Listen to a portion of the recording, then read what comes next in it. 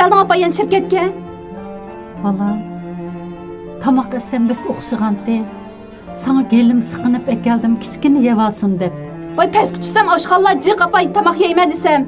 Zat adıt gelmem künde bunda tamak götürüp gelsen. Hizmetdaşlarım oylap kalmamdı beni. Künde apıs tamak götürüp geldi bu kızın aile şarayetini açark edip.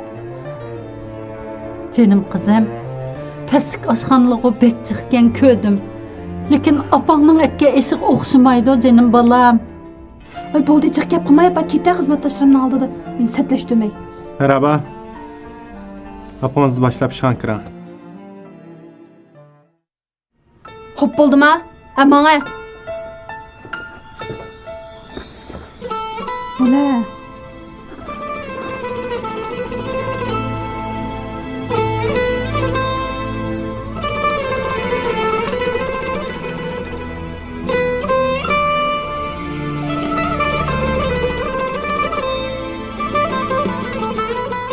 Ben özlemni bir tonoştur ötey.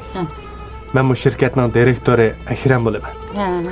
Belki merhaba kipin kıpaygen buluşum mümkün. Edepsizlik olsun mu? Sizin aldığınızda kızınızga bir işke kız gep kığım geldi. Merhaba. Sizin kığınız doğru olmadı. Apanız ataytın sizge kısınıp ıssık tamak ekelse açtan muamel kılamsız.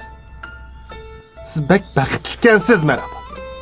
Siz bəxtini içir yaşap, bəxtini bilmeyi ötüpsiz.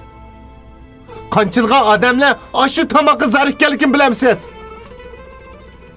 Aşılarının işiriki birsin ben. Anamga yigizi olay, yevılay desem mi yok? Eli o tamaka keldirişken, dünyanın o çıtır bozma ben beğirip yevılay desem yok.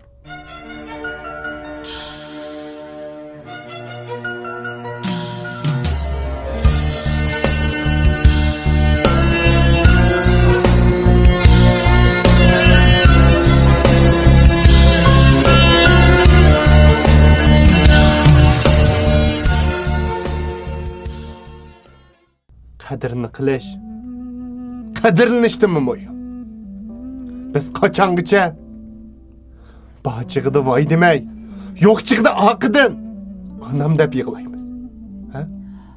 Aldığınızda sel kakşap kaldım ana. Ben üç tamak yemigen. Aştamınızdı melleye. mana balam, mana işiniz.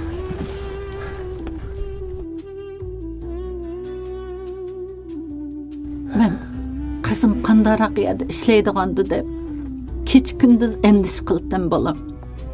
Siz bek isil adımlıkınız va balam kensiz. Ben hatırcam oldum rahmet sizge.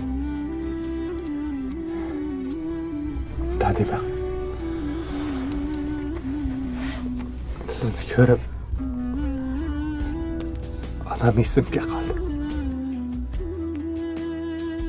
Rahmet balam. Ben mağay rahmet. Bana olsun. Bal şifa şirketinden suyun prənliklerini ağaç getir. Bu mu gerek emesti balam. Avar olmağa buldu. Nevrilleriniz olsun evla. Rahmet.